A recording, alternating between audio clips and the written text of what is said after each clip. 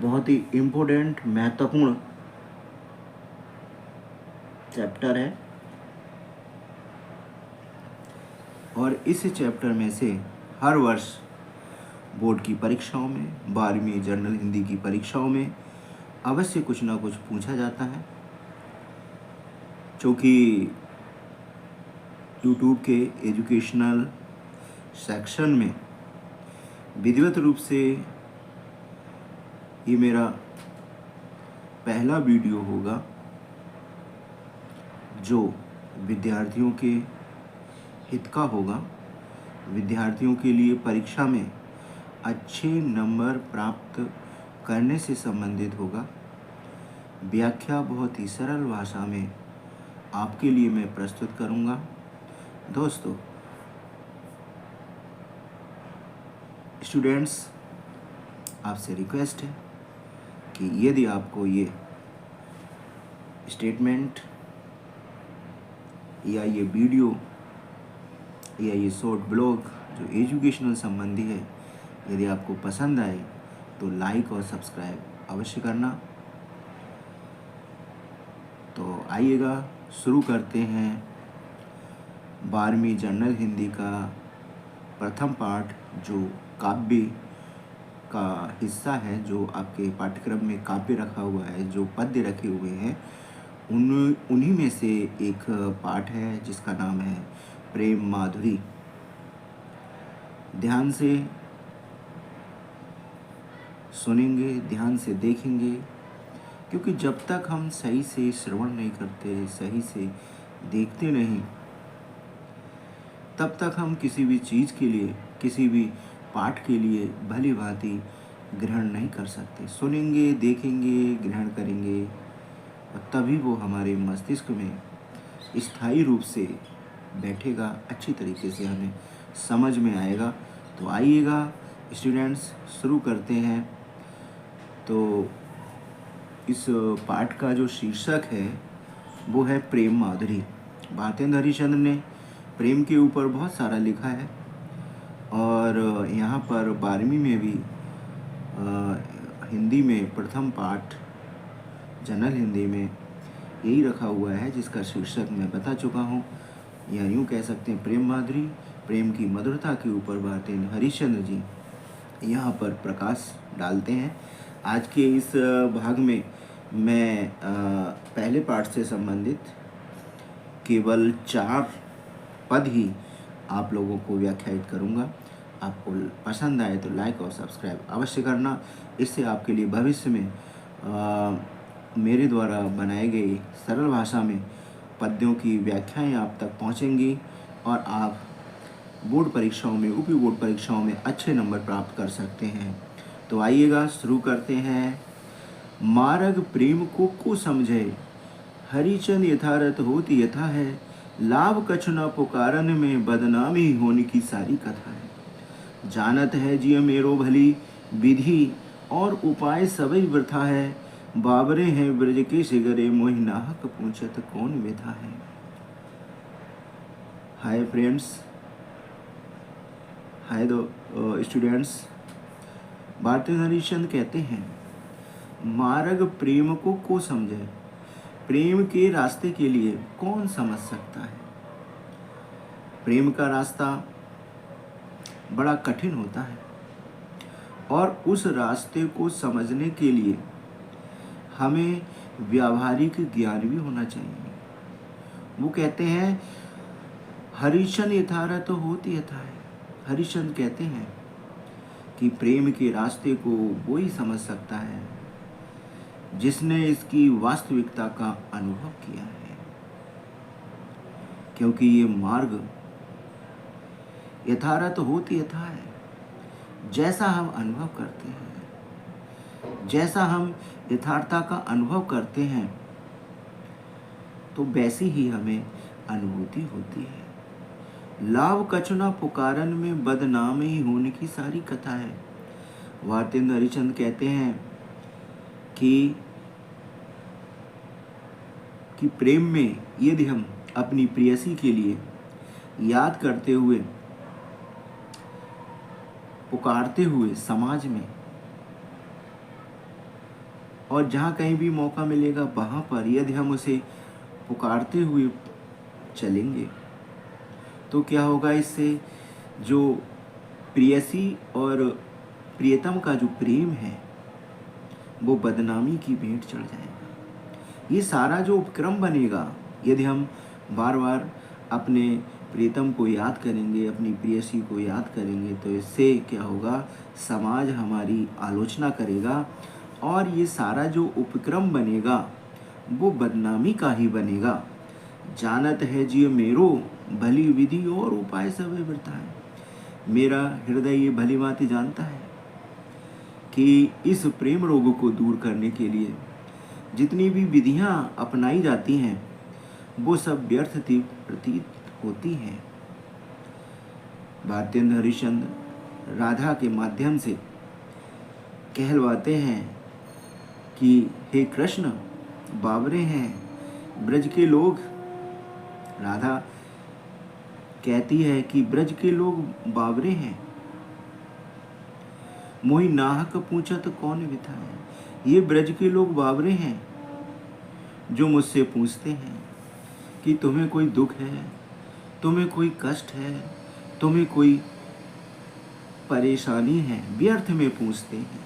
ये ब्रज के लोग बावले हो गए हैं, इन्हें क्या पता हमारा और कृष्ण का प्रेम अनंत काल से है और अनंत काल तक रहेगा। गोपिकाएं आगे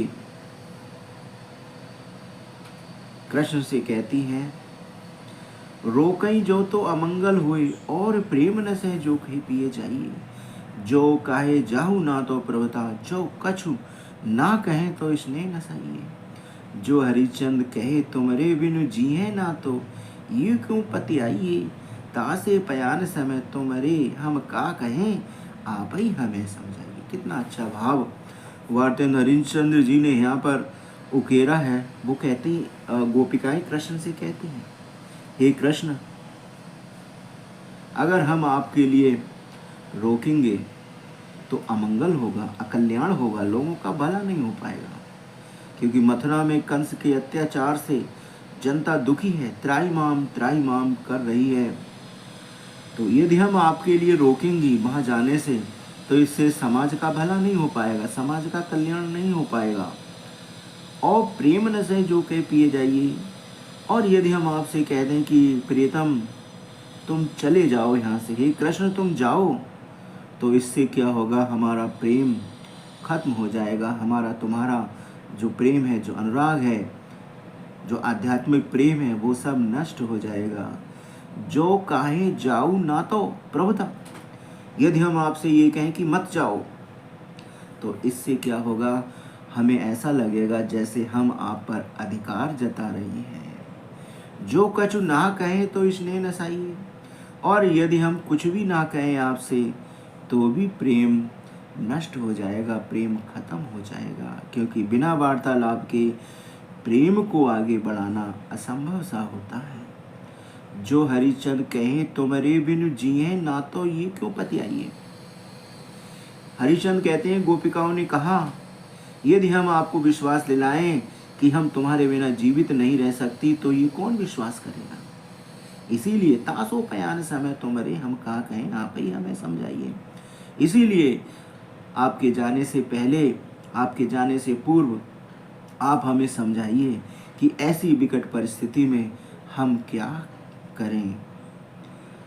भगवान कृष्ण गोपिकाओं के इस प्रकार के प्रश्न को सुनकर, इस प्रकार की परेशानियों को देखकर अश्रुसिक्त हो गए। गोपिकाएं आगे कहती हैं, आज लो जो न मिले तो कहा, हम तो तुम्हारे सब बात कहावे। मेरो ओरहनो है कछु नाई, सबे फल अपने भाग को पावे। जो हरिचंद भई सो भई, अब प्राण चले चही तासो सुनावे। प्यारे जू है जग की ये रीति, विदा की समय सब कंठ लगावे। गोपिकाएं कृष्ण से कहती हैं, हे कृष्ण, हे प्रियतम, आज तक यदि हमारा तुम्हारा मिलन नहीं हो सका तो क्या हुआ, हम तो हर तरीके से तुम्हारी ही हैं। मेरो ओरहानो है कछु नाई, मेरा कोई भी आपसे शिकायत नहीं है, कोई भी उलाहना नहीं है, कोई भी उपालंब नहीं है आपके लिए। हम तो अपने भाग्य के फलों को भोग रहे हैं। कृष्ण ने श्रीमद् भगवद गीता में कहा भी है, कर्मण्येवाधिकारस्ते मां फलेषु कदाचन मां कर्म फले हेतुर्भूते संगो वस्तु कर्मणि। तो उसी भाव को यहाँ गोपिकाएं प्रस्तुत सा कर रही हैं।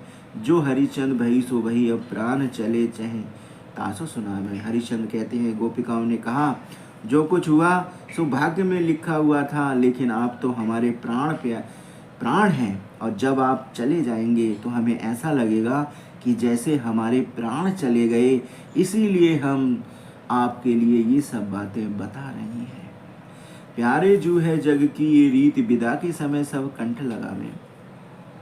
हे प्यारे, हे कृष्ण, संसार की ये रीति है, ये परंपरा है कि हमारे और तुम्हारे बीच जो कुछ भी कटता रही हो, जो कुछ भी अलगाव रहा हो, जो कुछ भी मनमुटाव रहा हो, हम तो बुरी हैं, लेकिन विदा के समय हमारी ये परंपरा है कि विदा के समय तो चाहे कितना भी खराब आदमी हो, कितना भी बुरा आदमी हो, सब उसको कंठ लगा लेते हैं, गले से लगा लेते हैं। इसीलिए हे कृष्ण, जाते समय तो आप हम अपने गले से हमें लगा लीजिए।